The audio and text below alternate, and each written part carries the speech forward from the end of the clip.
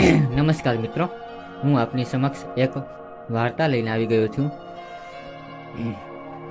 એ વાર્તાનું શીર્ષક છે પ્રેમની કહાની. તો મિત્રો, આપણે વાર્તા શરૂ કરીએ. એક ગામડું ગામ હતું. તે ગામમાં એક ગરીબ ખોરડું હતું. તે ગરીબ ખોરડામાં બે ભાઈઓ રહેતા હતા. બંને ભાઈઓ ગરીબાઈમાં જીવન વિતાવતા હતા. મોટા ભાઈને ત્યાં બે દીકરાઓ હતા અને નાના ભાઈને ત્યાં એક દીકરો અને એક દીકરી હતા.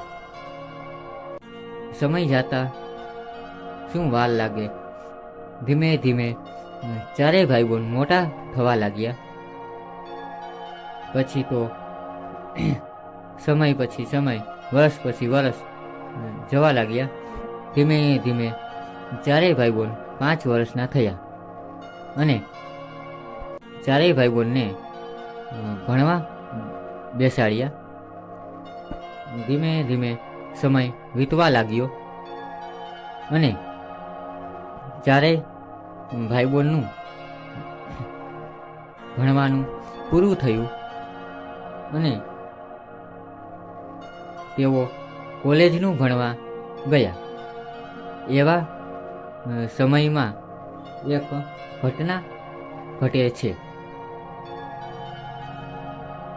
મોટા છોકરાને એક છોકરી સાથે પ્રેમ થાય છે.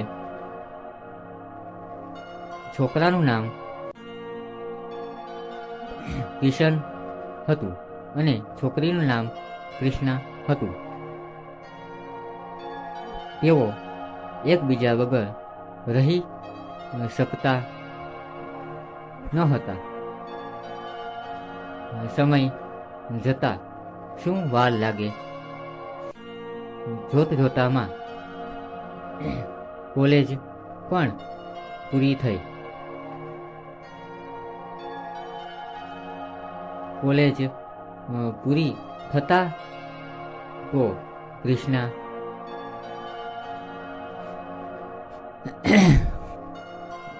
કૃષ્ણાના હૃદયમાં ખૂબ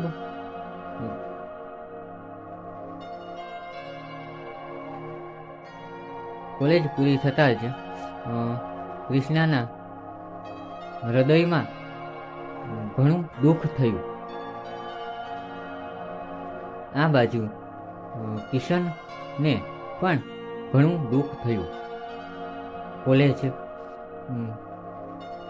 જેવી પૂરી થઈ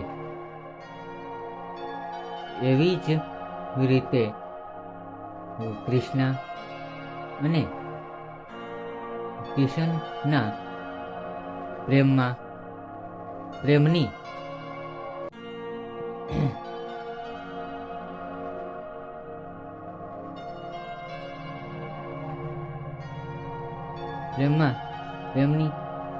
અદ્ભુત કહાની છે. હવે મિત્રો, કેવી ઘટના ઘટે છે.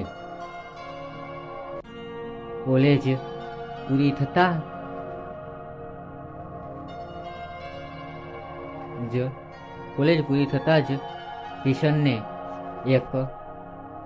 કિશનને અમેરિકામાં એક કંપનીમાં નોકરી મળે છે. એક વખત કિશન અને કૃષ્ણા મળે છે. કિશન કૃષ્ણાને કહે છે કે મને અમેરિકામાં એક કંપનીમાં નોકરી મળી છે, તો હું જાઉં છું. કૃષ્ણા કે કિશન, હું તારા વગર કેમ જીવી શકીશ? હું તારા વગર કેમ જીવી શકીશ? કિશન કહે, અરે રે, એવું તો થોડું હોય હશે. એવું તો થોડું હશે કે કેમ તું મારા વગર જીવી ન શકે? અરે હું તો હું તો થોડો અ, તારાથી દૂર થવાનો છું. હું તો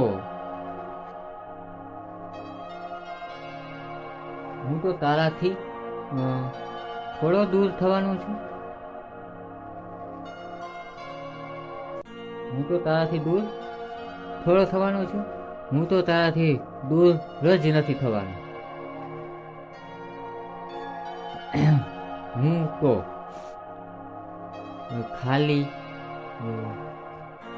વિદેશમાં કમાવા માટે જાઉં છું. કૃષ્ણ કહે કે મને સાથે લીધા વગર? તો કિશન કહે કે ત્યાં તારું શું કામ છે? તો કૃષ્ણા કહે કે તમે વિદેશમાં જાઓ છો, મને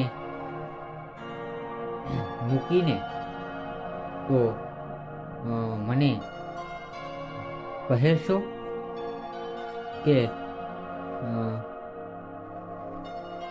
વિદેશમાં તમારો પગાર કેટલો છે? તો કિશન કહે કે મારો પગાર 1 લાખ છે. કિશન કહે મારો પગાર 1 લાખ રૂપિયા છે, બરાબર? એટલે હું જાઉં છું. કૃષ્ણા કહે ભલે, સુખેથી જાઓ. આ બાજુ કિશન અમેરિકા જાય છે અને કૃષ્ણા તો પોતાના ગામડે રહે છે. હવે તો મિત્રો ખાલી ફોન પર જ વાતો થાય છે. જેમ જેમ સમય વીતવા લાગ્યો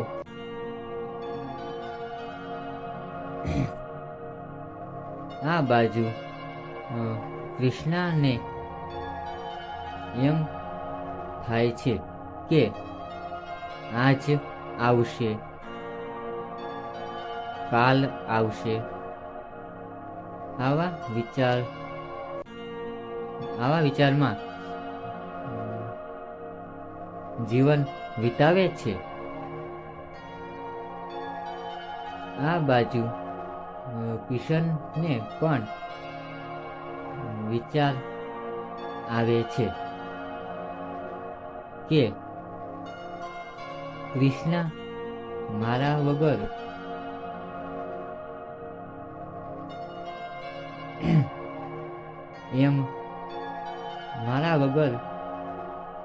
કેમ જીવતી હશે?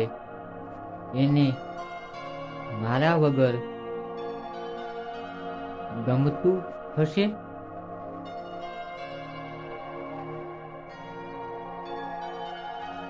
ના, મારા વગર તો કૃષ્ણાને ફાવતું જ નહીં હોય. તો મિત્રો આપણે આ વાર્તાને અહીંયા અટકાવીએ છીએ અને હવે બીજો ભાગ ટૂંક સમયમાં જ રિલે થવા જઈ રહ્યો છે. તો મિત્રો